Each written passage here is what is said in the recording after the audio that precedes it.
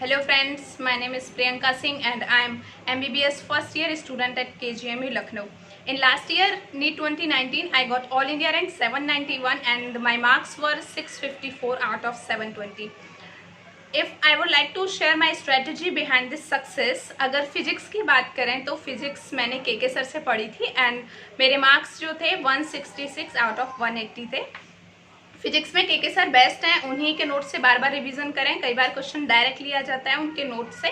और मैंने तो न्यूमेरिकल्स के लिए अपनी कोचिंग के मॉड्यूल्स को ही प्रेफर किया था। वैसे अगर आप अच्छे क्वेश्चंस करना चाहते हैं तो HCV भी ट्राई कर सकते हैं।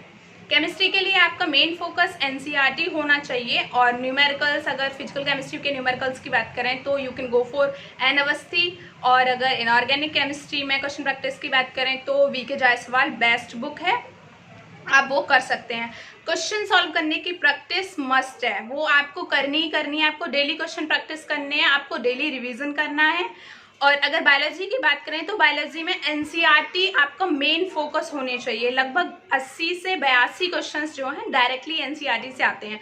बाकी के जो क्वेश्चंस बच्चे आप उनके लिए जिस भी कोचिंग इंस्टीट्यूट से आप पढ़ रहे हैं या इंडिविजुअल क्लासेस ले रहे हैं, आप वहाँ के टीचर्स के नोट्स पढ़ सकते हैं। और आपको बायोलॉजी में क्वेश्चंस की बहुत प्रैक्टिस करनी है, आपको डेली क्वेश्चंस करने हैं और आपको एक ही क्वेश्चन को एक्चुअली कई बार पढ़ना होता है, क्योंकि कई बार क्या होता है बायोलॉजी में क्वेश्चन में ही आंसर छिपा होता है। उसके बाद प्रॉपर अप्रोच जरूरी है। एग्जामिनेशन हॉल में आपकी अप्रोच कैसी है, तो इसके लिए मैं आपको एडवाइस करना चाहूँगी कि आप अपने पेपर को 2 राउंड में सॉल्व करें। उससे क्या होगा, आप फर्स्ट राउंड में वो सारे क्वेश्चन सॉल्व करेंगे जो आपको इजीली आ रहे हैं। 1-2 बार में आप फिजिक्स के क्वेश्चंस के आंसर निकाल पा रहे हैं, आप इजीली कर पा रहे हैं। एंड सेकेंड राउंड के लिए जो क्वेश्चंस थोड़े टफ लग रहे हैं आपको, उन्हें रखें। लास्ट में 20 मिनट बचा लें सेकेंड राउंड के लिए, ठीक है। तो इसके बाद क्या होता है, एग्जामिनेशन हॉल में जाते क्या होता है, नर्वसनेस होने लगती है।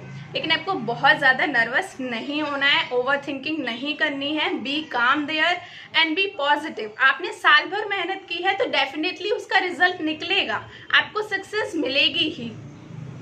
एग्जामिनेशन हॉल में कभी ओवर थिंकिंग ना करें, कौन सा कॉलेज मिलेगा, कैसी रैंक आएगी हमारी, क्योंकि इससे क्या होता है, अगर आप एग्जामिनेशन हॉल में कंफर्टेबल नहीं है तो इससे आपकी परफॉर्मेंस पे असर पड़ता है। आपने साल भर जो मेहनत किया, आपको वहाँ 3 घंटे मिले हैं उसको बेटर परफॉर्म करने के लिए।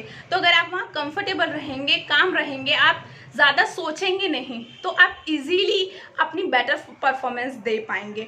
तो इस बात का आपको सबसे ज़्यादा ध्यान रखना है।